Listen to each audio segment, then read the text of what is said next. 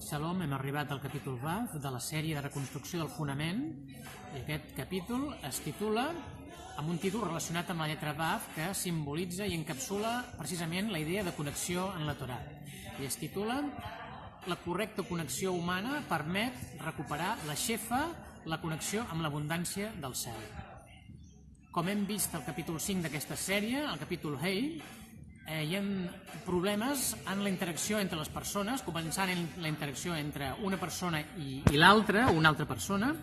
o amb Hashem, i aquests problemes estan arrelats en dos disfuncions. Una disfunció és el bonisme i l'altra disfunció és el derrotisme. El bonisme consisteix en negar que hi ha dificultats, que hi ha coses negatives al món i, per tant, això impedeix afrontar-ho. Aquesta actitud està arrelada o bé en una ingenuïtat o bé en una visió esbiaixada deguda a interessos. L'altra visió és el derrotisme i aquesta està arrelada en una visió en què la ment de la persona s'ha rendit davant les dificultats i nega qualsevol oportunitat i qualsevol opció de resolució dels problemes donant-les per impossibles, aquestes solucions. Tant el bonisme com el derrotisme estan arrelats en la idolatria, que és la visió que fa que tot es vegi com limitat, que la realitat no se li vegi una evolució, sinó que se li vegi un estancament. I, de fet, les tres branques principals de l'arbre de la idolatria són la idolatria del poder, la idolatria de la riquesa i la idolatria de la bellesa. És a dir, el culte, podem dir, els sentits. Aquestes tres formes d'idolatria forgen ideologies que estan fonamentades en un mal funcionament de la psique. I, de fet, es pot dir que hi ha una correlació entre un mal funcionament de la psique de la persona i la idolatria en si. La persona amb aquesta psique no rectificada arriba a aquestes conclusions errònies i negatives degut a que el seu tren de pensament està controlat a nivell emocional i a tots els nivells per l'ego,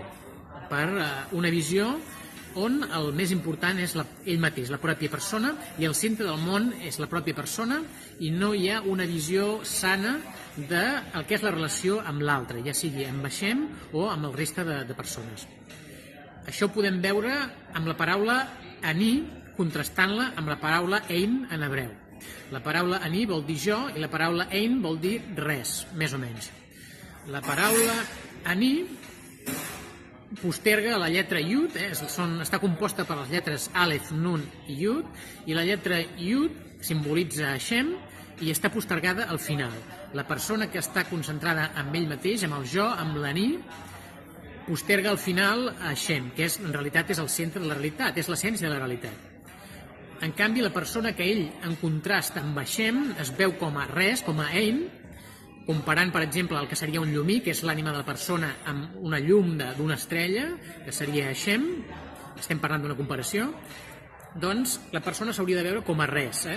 Siguent un llumí, s'hauria de veure com a res, com a ein. I si es veu com a ein, Hashem, que està simbolitzat per la Yud, està al centre d'aquesta paraula, perquè en realitat la visió sana d'una persona és que ell entén, accepta i té interioritzat que el centre de la realitat és Hashem. Aleshores, la manera de corregir aquesta distorsió provocada per l'ego, aquest descontrol interior de la persona, de la seva psique, que fa que es derivi en idolatria, en una valoració excessiva, una valoració descontrolada tant de la riquesa com del poder com de la bellesa, la correcció es fa a través de l'estudi i la pràctica de la Torà, que li permet corregir tots els nivells interiors del seu ser, des del nivell superior espiritual, passant pel nivell intel·lectual, el nivell emocional i els nivells més instintius, i això a la pràctica i eventualment li permetrà tenir una relació d'empatia amb la resta de les persones, una relació sana, una relació correcta amb l'altre en majúscula, que és Hashem, o amb l'altre en minúscula, que és la resta de les persones o els diferents aspectes del seu interior, i això produirà una connexió saludable, humana, que repercutirà també, posteriorment, eventualment, en una bona connexió amb la Shefa del cel, amb aquesta riquesa i abundància del cel, que sigui aviat per a totes les persones del món i en els nostres dies.